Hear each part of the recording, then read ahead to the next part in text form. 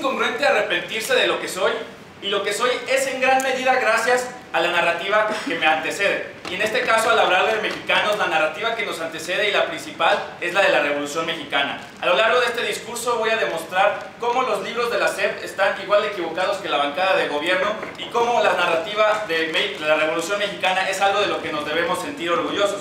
Para eso voy a comenzar impugnando la definición de narrativa que ha puesto la bancada de gobierno, porque creemos que es autocomprobatoria, por lo tanto no entra con los reglamentos que han establecido en este formato de debate. Entenderemos por tanto por narrativa como el conjunto de historias, documentadas o no, que reúnen los elementos de una época histórica. Consideramos que esta definición es debatible a comparación de la que propuso la bancada de gobierno. En ese sentido, sobre su primer argumento de legítima autoridad, nos hablan de una narrativa triunfante y de que la mezcla de ideas socialistas de izquierda y de derecha. Sin embargo, nosotros creemos que la legitimación no fue de una autoridad, sino fue de México como nación, más que como demarcación territorial, y entendiendo a México como una nación que involucra diferentes sentimientos, diferentes identidades, diferentes elementos que nos llegan a unir en una sola nación y no tan solo en una demarcación territorial. Creemos que este fue el punto que consolidó a México como una nación y no como un territorio con seminaciones fragmentadas que era México antes de la Revolución. También nos hablan del PRI y que el PRI es malo y todo eso, pero yo le digo, señor líder primer ministro, usted no viene a atacar el PRI, usted viene a atacar la narrativa de la Revolución Mexicana, o acaso el PAN le habrán pagado su discurso. También sobre su segundo argumento de la pluralidad de ideas, nos hablan sobre los libros de la SEP y que los libros de la SEP están malos ya que representan y grafican la historia de parte del lado ganador. Sin embargo, nosotros creemos que no hay un nexo causal entre que esto y que la gente pierda el sentido crítico. Es decir, como hemos determinado con nuestra definición de narrativa, la narrativa no solamente es determinada por los libros de texto de la SEP, sino que también es determinada por el archivo histórico de las fotos de Casasola, es determinado por la biografía que Krause hace de Porfirio Díaz antes, durante y después de la Revolución. Sí, también es determinada por el legado de Madero en la transición democrática. Ahora bien, nos hablan de los tabús y de todo lo que se pudo hacer y no se hizo y que nos arrepentimos los mexicanos.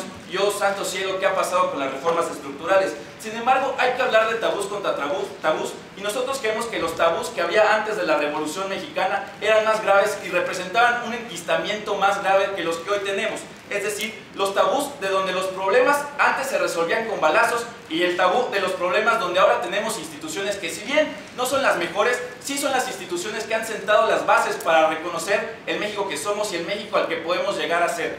Ahora bien, en ese sentido empezaré a introducir antes, pues. ¿No nota que cambiaron los libros de la SEP cuando entró el PAN para poner más sobre Madero? Justo Gracias. para Ya hemos dicho que los libros de la SEP no determinan una narrativa histórica, por lo tanto ese ejemplo queda fuera del debate. Y si usted solo leyó libros de la SEP, pues qué lástima, puede leer más cosas. Ahora bien, nosotros presentaremos tres argumentos a lo largo de este debate. El primero de ellos es nacionalismo mexicano, el segundo de ellos es México, un país de instituciones y democracia, y el tercero de ellos es historia, que será presentado por la señorita vicelíder de oposición.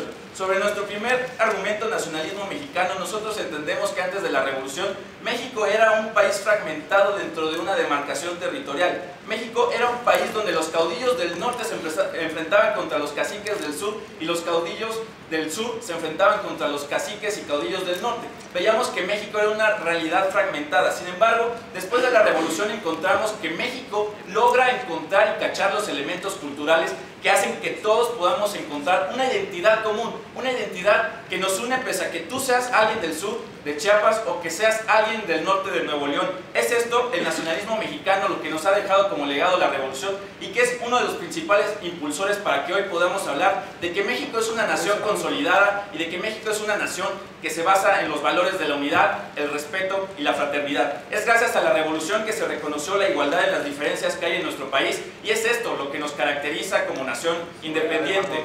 No, muchas gracias. Así que aquí es cuando reiteramos que es incongruente arrepentirse de dónde venimos y de lo que somos. Y yo les digo que yo soy mexicano gracias a la narrativa de la Revolución que pone como triunfos los triunfos de la Revolución. En ese sentido, nuestro segundo argumento es México como un país de instituciones y democracias. Entendemos que antes México era un país donde tú sabías que si eras un huelguista te iban a asesinar y el gobierno te iba a reprimir. Ejemplos históricos, la huelga de Cananea. Bien decían, antes de la revolución los problemas se resolvían con una frase muy aguda y muy concreta: mátalos en caliente. Esa era la narrativa que teníamos antes de la revolución y es la narrativa que hemos logrado sustituir después de la revolución, donde la revolución implica que los problemas ya no es matarlos en caliente, sino intentar arreglar los problemas mediante instituciones y reglas determinadas bajo un marco jurídico. Hablamos del México de ayer, de las balas, al México de hoy, de las posibilidades y las oportunidades para los marginados.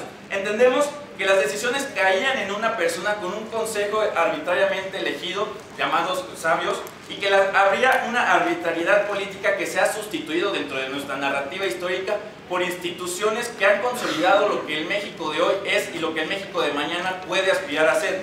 En este sentido sabemos que se marca el inicio de una democracia más eficaz, una democracia que reconocía el valor de la oposición y no por ser oposición los mataba, sino que también reconocemos el valor de nuestro país como instituciones, y son estos tipos de narrativas los que nos hacen llegar a ser un México donde las reglas sí importan y donde sí importa qué es lo que se está tomando en el gobierno. Entendemos que esto, las primeras instituciones y que los primeros marcos jurídicos, si bien no siempre son los mejores, sí sientan el camino para ese camino que queremos llegar a ser y que queremos aspirar. La narrativa de la Revolución Mexicana es una narrativa que nos ha unidos como hermanos, porque no es lo mismo decirle a nuestra niña que es nuestra niña cuando le decimos que es nuestra Adelita, porque es parte del elemento cultural sobre el cual encontramos la identidad del mexicano.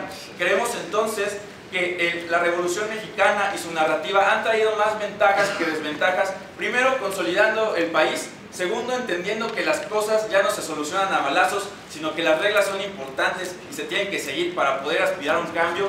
Además de que encontramos en el nacionalismo mexicano, a través de que se impulsó después de la Revolución Mexicana, los elementos culturales que nos unen y que hacen que los mexicanos, pese a que sí, tenemos diferencias, que algunos apoyamos al PAN como el caballero de acá, pero otros apoyan al PRI y otros al PRD, encontramos que todos somos mexicanos y que eso es lo que realmente importa y que eso es lo que realmente hace que valga la pena pertenecer a una nación como esta, de la cual me siento orgulloso de pertenecer.